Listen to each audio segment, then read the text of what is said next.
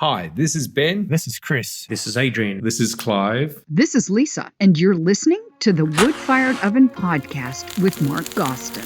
Welcome to Season 2 of the Wood-Fired Oven Podcast. I am super excited to be launching Season 2 soon on the 1st of August 2022. That's when it's all going to launch. I thought today, though, I'd give you a little sneak peek at some of the guests that I will be chatting to during this season. The first interview up. In fact, the first main episode of Season 2 is a sit-down interview with Ben Guilford from the Melbourne Firebrick Company down in, Melbourne, Australia. A few weeks ago, I had the great privilege of sitting down with Ben at his factory and having a wide-ranging discussion with him about his business. It was a wonderful chat, and I'm very grateful that Ben took the time out to have a chat with me. Take a little listen to a snippet of the interview coming up on the next episode of the Wood-Fired Oven Podcast with Ben Guilford. So what's the advantage of keeping these joints nice and tight? Less mortar? Is that what we're aiming for? It's part, where it actually stems from originally was the refractory mortars are designed for 3mm joints max. Right? That's where normal refractory mortars are designed for very, very tight joints. And part of the idea of that was if the mortar deteriorated over a long period of time, let's say 20 years, the mortar is trapped in a wedge and it doesn't have a big opening on the face for the mortar to fall out. Right.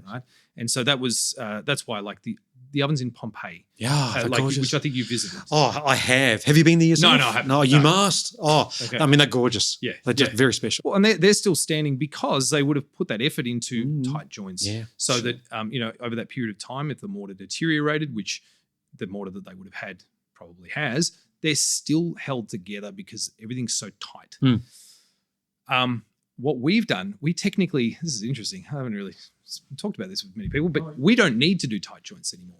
The mortar that I've developed, it took me 12 months of testing to create a refractory mortar that we can have in a 75mm wide joint. Really? 3-inch. Yeah, we could do a 3-inch. That's joint. huge. It's massive. Wow. So we don't actually have to do tight joints anymore, but they're pretty. They look great. They look really nice. And there's something. Wow, that's amazing. There's something, it's attractive when you look inside of them. Joints are all nice and tight. The other thing, though, is if a lot of your listeners may not have laid brick. And I'd never laid brick. I hadn't laid brick before. Right? No, first time. If you're trying to lay bricks with a mortar bed, so let's say you're after like a 3/8 or 10mm bed, it's actually quite hard because the brick it's soft. You've got to get the consistency of the mortar perfect. The brick wants to move around on you. If you're laying the bricks such that it's brick on brick, well, you can't get it wrong. And that's why I love the trammel. You put a brick in the trammel, you bring it down and you rub until you hear it rubbing on the brick against the brick. It. Yeah, that's right. And then you're done. It's done.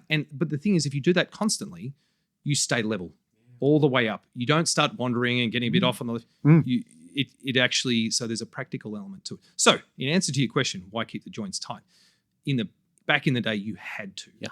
With the mortar that we have now, we don't have to, but we do it because it actually makes it easier to build, and it's so pretty. It is.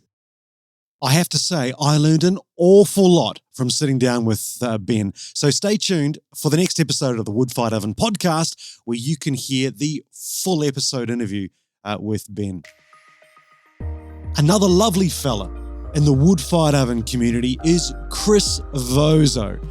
If you're on Instagram and if you're into your wood-fired ovens, you've probably come across Chris's Instagram account, El Forno Rosso. Now, Chris is amazing. He is an exceptional home cook wood-fired oven expert. And I recently had the great privilege to travel out to southern Queensland, visit Chris and his wonderful oven, his gorgeous kids and his wonderful wife, and chat to Chris about his passion for wood-fired oven cooking. Chris pumps out so much food in his wood-fired oven. Stay tuned for this story. It's a very special story, and I'm really excited and privileged to share Chris's story and the journey that he has been through over the last 10 years or so.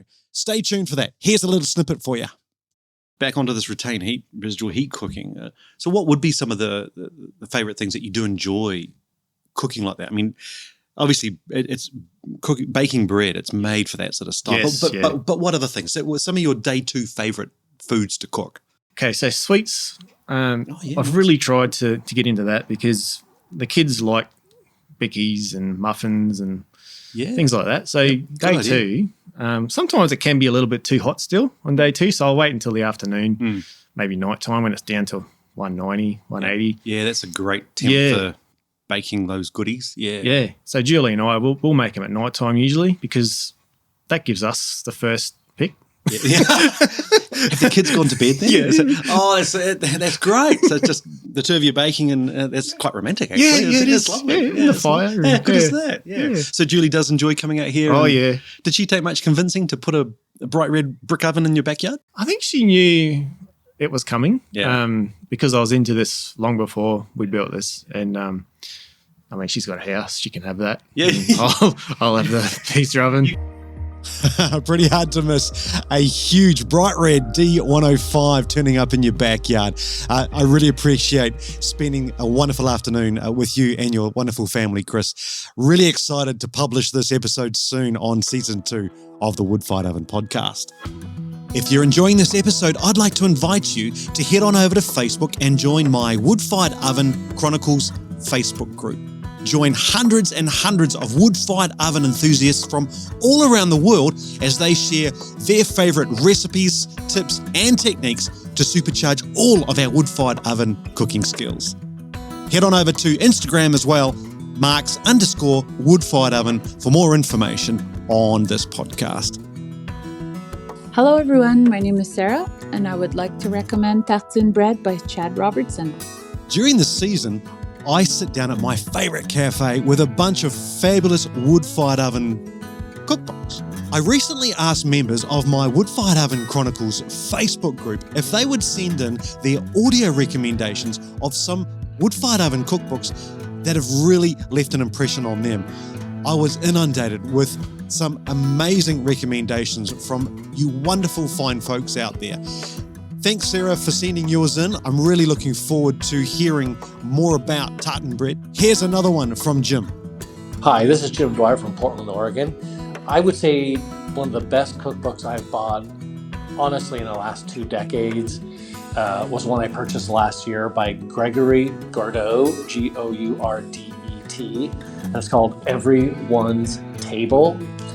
It is just a magical cookbook.